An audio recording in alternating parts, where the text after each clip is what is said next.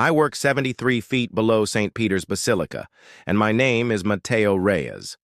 According to the job posting, religious research assistant, but they don't explain the guidelines until you've signed the documents. Don't suggest that disobeying the regulations entails more than just losing your job. It takes 2 minutes to go to our On My First Day. Cardinal Toretti clarified that we require that time to get ready. He adjusted his wire and remarked, "Use those 2 minutes to clear your mind. Rimmed glasses, I've been here for 8 months. All I can think about is the job that lies ahead. And I continue to utilize that elevator ride every second. Our facility has 5 basic guidelines, and Cardinal Toretti created. Before I could even view the main level, I committed them to memory. Rule 1. Always speak the containment words that are kept in tempo. Speak before entering Archive Room 7. Clearly state them and watch for the tone of appreciation. Rule 2. Never stay by yourself in any archive room following the evening prayers. At 6 p.m. During such hours, work in pairs. Rule 3. When walking, count your steps. There should be precisely 47 in the spiral corridor between the archives, steps from beginning to end. If you count differently, stop right away and go back, the manner in which you arrived. Rule 4. Make a duplicate of each observation. 1 copy remains before leaving each day. 1 walks to the Cardinal's office in their personal journal. Rule 5 concludes each shift by repeating, "No matter how exhausted you are, you must always attend the dismissal prayer at the chapel altar." Cardinal Toretti's voice stated, "These aren't just safety measures. Sincere but compassionate, they are protecting you for your job and everyone above you." I mistakenly believed he was exaggerating, yet the Vatican secret vaults are renowned, but our area isn't shown on any official map.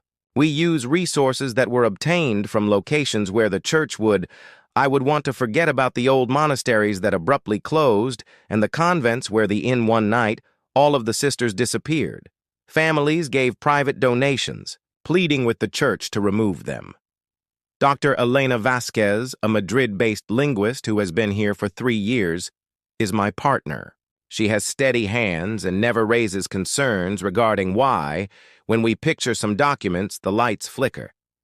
I learned from Elena how to deal with the older manuscripts, such as those printed on parchment that are overly warm and smooth.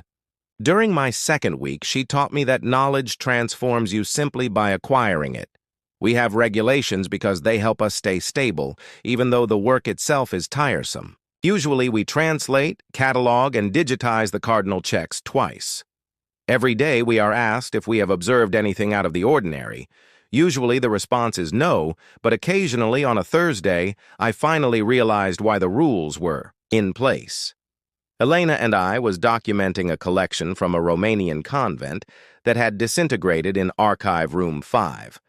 Were written in Latin and described the everyday observations that the monks made. They initially appeared to be standard religious texts that included prayers for direction, observations regarding visitors' weather data. But when we dug more into the collecting, the entries turned into strangers on the day 847. During the evening prayers, Brother Marcus once more watched the guest. Same time, place, and we keep praying for comprehension. Day 851. The guest now shows up twice a day. According to Brother Thomas, he can hear it talking, but the words seem to be coming from inside of him. Mouth Day, 863. The visitor was spotted by 6 brothers. It wears faces we recognize today, but they are those of people who passed on years ago. Our prayer time has been quadrupled as of day 881. Brother, the guest stays at the chapel all day and never exits. Since his eyes track something we cannot see, Marcus has not spoken since he attempted to approach it yesterday. Elena paused, reading and observing me, saying, "There's more here, boxes of it." We worked all afternoon, discovering entries in The records that became increasingly unsettling over the course of the days. The monastery had been keeping their experiences for more than 2 years prior to the abrupt halt of the entries. "All brothers have joined the visitor monastery sealed by the church," was the final line of the document. Order. "They moved these documents here for that reason," Elena muttered. We were about to depart when Elena recalled, "Paces like this don't just get abandoned, they get contained." It was 5:30, and yet half an hour after she had forgotten her reading glasses in Archive Room 7. "I'll just be for a moment," she said, "an hour before evening prayers." As usual, I watched her go down the spiral hallway, counting under my breath as she took 47 steps. I waited for the acknowledgement tone that would indicate she had spoken the words, before she vanished around the bend toward Room 7. Containment. Words accurately. The electronic tone was conveyed throughout the institution by the intercom system. I waited for someone to properly enter Room 7 of the building, but no one ever did. I started to worry at 5:40, and by 5:50, I was sprinting down the spiral hallway. The door to Archive Room 7 stood open while 47 steps were frantically counted, and Elena's figure was visible inside, motionless amidst the filing cabinets. "Elena!" I yelled from the "Did you speak the containment words?"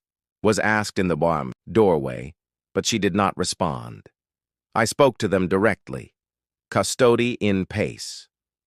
Elena looked around as the recognition tone finally sounded. Appeared normal, with the exception that her spectacles were not on her face. Instead, they were in her hands, although she was staring at me intently as if she could see well without them. "Found them," she said. We went back together in silence as I counted the glasses, and I said steps once more. 7 exactly. However, Elena seemed different for the remainder of the time. She spoke and worked normally throughout the day, even making jokes about forgetting the... However, I saw her looking at things twice that she couldn't possibly see without her glasses, and she was reading them perfectly. That evening at the dismissal prayer, I observed that Elena's lips were not moving while she spoke. She was standing at the altar next to me, motionless, yet the prayer was I could plainly hear Elena's voice coming from another location in the chapel, but her lips was closed. After we were done, she replaced her spectacles and blinked a few times as if she was, "Ready to go?" she inquired, adapting to a shift in view, and her voice sounded like usual. I answered yes, but I remained to speak with Cardinal.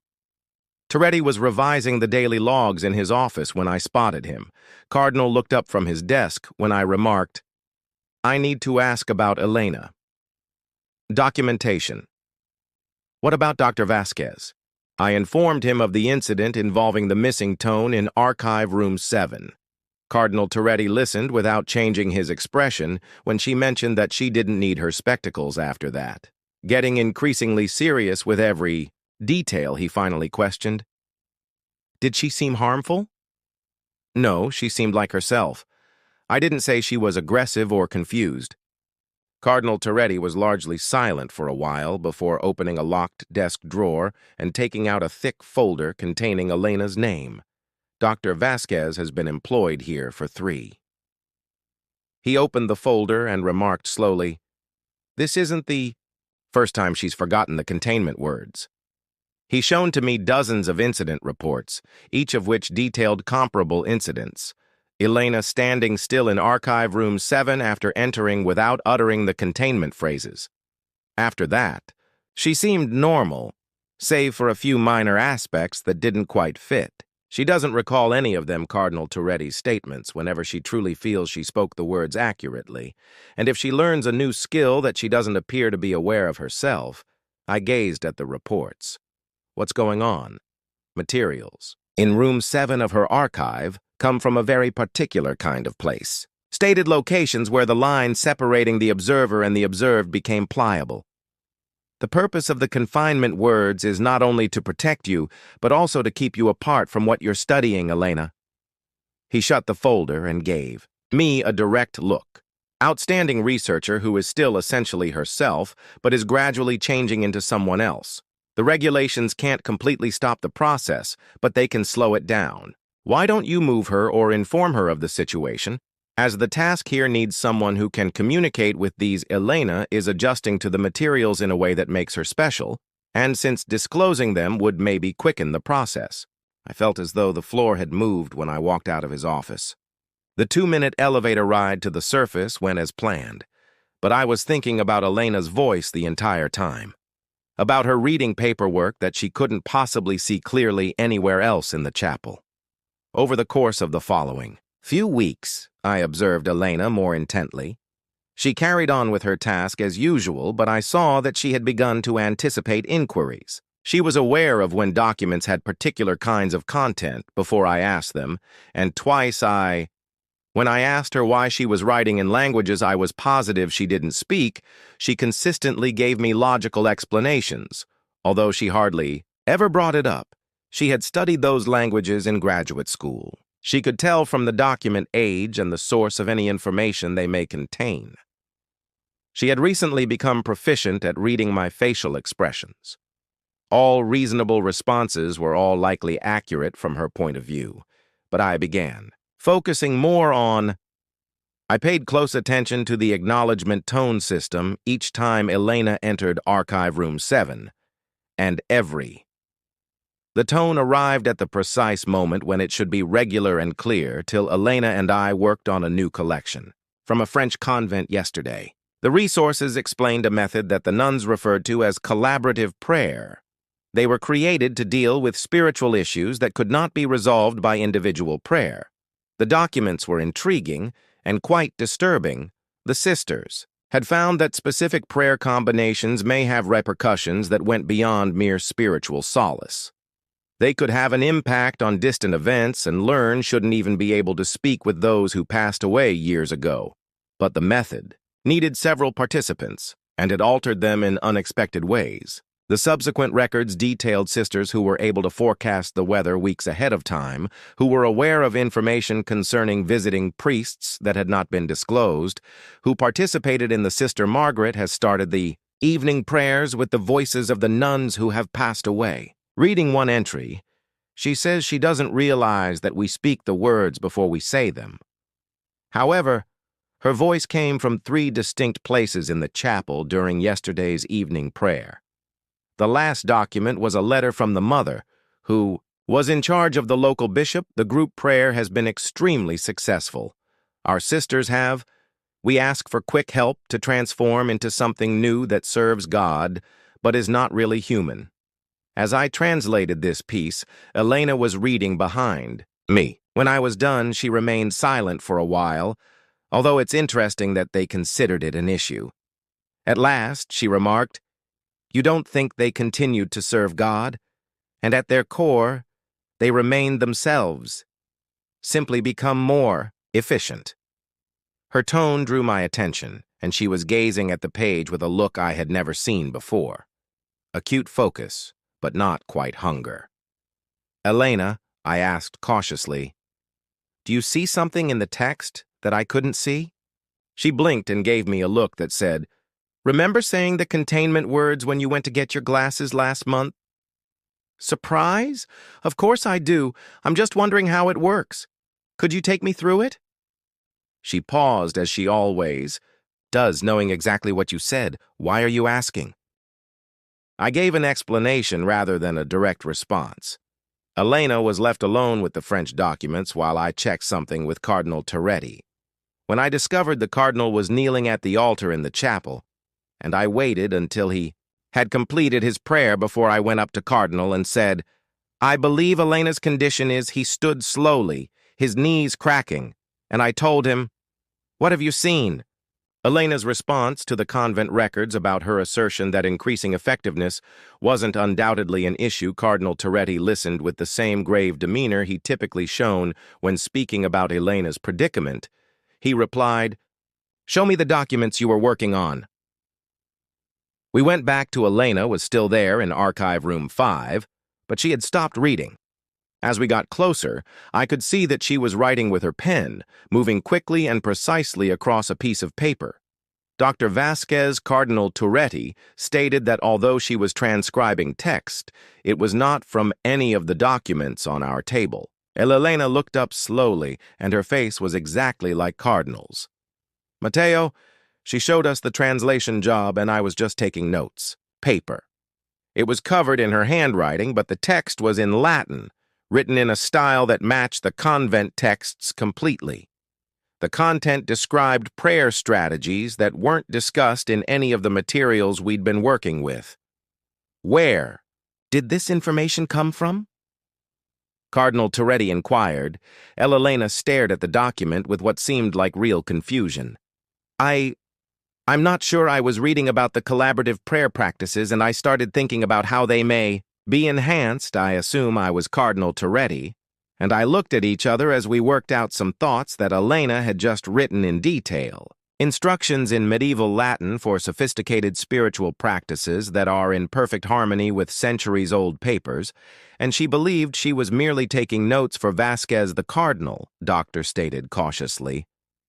You've been working really hard, so I think you might benefit from taking the rest of the day off. Recently, Elena collected her belongings amicably, but before she left, she turned back to face the sisters at the... She claimed that they weren't lost, but rather transformed into something useful. More efficiently, after she left Cardinal, there is nothing wrong with that. After sitting silently for a few minutes, Turretti eventually said, "It's accelerating." He remained silent for a while before responding, "Do we follow the rules? Keep up the good job, and we hope Elena stays true to herself, above all else." However, when I took the elevator to the surface that night, I became aware that my top priority was to determine whether Elena was, if she was evolving into someone that could serve more efficiently, what would I spend that weekend with her, when she determined that the regulations were no longer required. Investigating Dr. Elena Vasquez, not via formal channels, but rather through the after thorough research, you discover when handling information that the church would rather not discuss. Elena had been hired after specializing in medieval religious texts at the University of Madrid. Her academic record was outstanding, but hidden in her personnel file were recommendation letters mentioning certain peculiar Professor Hernandez's observations. Elena exhibits an intuitive knowledge of past religious customs that goes beyond what can be learned in a classroom. According to Dr. Santos of her graduate program, she frequently fixes translations of old writings based on observations that turn out to be true, but that she is unable to clarify. The most intriguing part of Elena's thesis, advisors note, was how she arrived at these conclusions. The depth of research on cooperative prayer practices within medieval religious societies is astounding. Examines these old customs as though she had personally witnessed them. Elena had been researching long before she started working beneath the Vatican. She participated in a cooperative prayer. The items in Archive Room 7 they were finishing off something that had started Monday morning. So I came early to talk to Cardinal Turretti. Was in his office, surrounded by open files, and appeared to have not entered before Elena did. Mateo said, "I was sleeping when I knocked. We need to talk about some changes to the work procedures, so we're hoping you'll arrive early." He pointed to the files, arranged on his desk. Each one included incident records from various establishments, including ours. All of them had been under churches in Prague, Cologne, Canterbury, and comparable issues with researchers who handled particular kinds of materials too closely.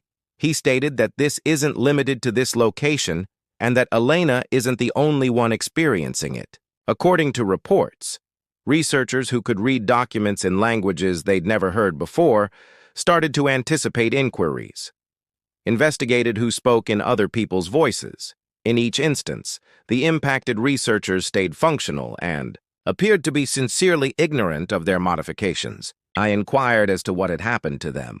That relies on how well their establishments upheld the safety procedures, Cardinal Turretti stated.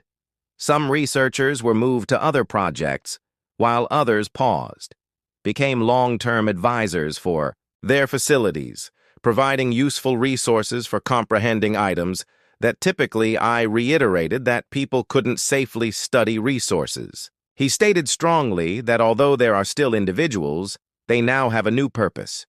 Took one of the files and looked through it. John Svoboda, a researcher in Prague, had changed like Elena's. He was able to translate any historical religion. He was able to quickly determine the authenticity and place of origin of texts, regardless of language or accent. He could even speak with whatever spiritual forces had produced particular things simply by touching them. Papers. Before he vanished, the facility had him on staff for 2 years. Security footage captured him entering an archive room on a typical work day and never leaving, although the space was vacant when they looked at the door logs, which revealed no evidence of him leaving. A last words recorded the work was put in a handwritten note at the bottom of his file. Is finished. I know what I'm supposed to become. Elena isn't ill, I murmured softly. Cardinal Toretti nodded and said, She's doing well at something. Can we help her with that? We created a new procedure for Elena's work that would lead to success in a way that benefits everyone. Continue her studies, but I would watch and record any changes I saw under closer supervision. Before she saw them, Cardinal Toretti would go over the material she dealt with, eliminating anything that might expedite her change. Above all, we would begin providing Elena with documentation. That could aid her in comprehending what was happening to her while preserving the illusion that these were simply typical. Elena stopped looking at the research materials, and for the first time she appeared I'm not sure, but after looking at it and understanding what it says, I made an assumption. That was typical, Dr. Vasquez. I must clarify something regarding the work you have been doing. Cardinal Toretti informed Elena of the incident reports regarding her while she was here. He clarified the forgotten containment words pertaining to the slow changes that had been observed over the previous few months, gently reiterating that she was not in danger and that her job, Elena, continued to be useful, and listened without interjecting when she sat quietly for a few minutes after he finished, saying, So I'm becoming something that can comprehend these materials. More, she ultimately stated, directly. You've been researching this, and that seems to be the case. We've been attempting to comprehend the procedure. Yes. Elena gave a slow nod. I translated the monastery documents today, and you provided Brother Friedrich's methods for managing transformation. Items to me. Intentionally. We believe they could be useful. They are useful.